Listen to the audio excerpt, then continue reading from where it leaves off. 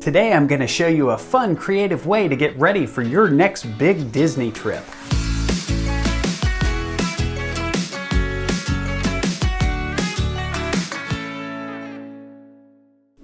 Hey, I'm Mark, your host. Thanks for joining me again. If you look around my office, it won't take you long to realize I'm a bit of a Disney park superfan or nerd or snurd or whatever.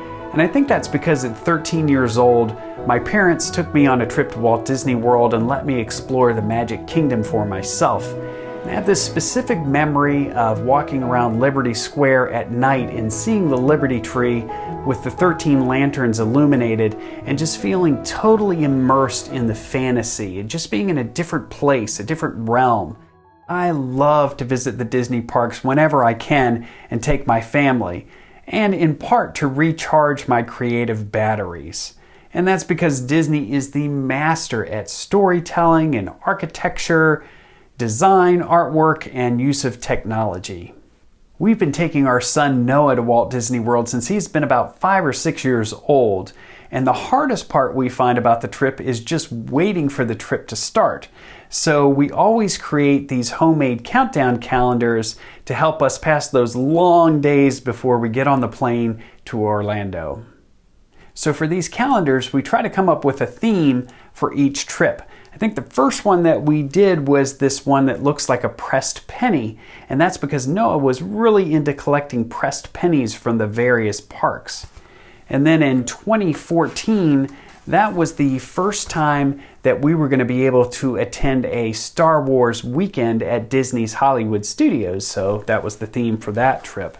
And then our most recent trip was in 2020, right before COVID shut down the parks, but we did get to go and experience Galaxy's Edge and ride Rise of the Resistance.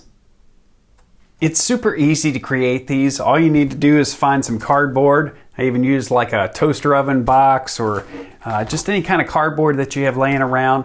Cut it up as your background, put a calendar on it or some squares to count down the days, and then go to the internet and find pictures of all sorts of your favorite Disney attractions, restaurants, hotels, whatever, or maybe they are experiences you're going to do for the first time on the upcoming trip. Those are fun to put on there too.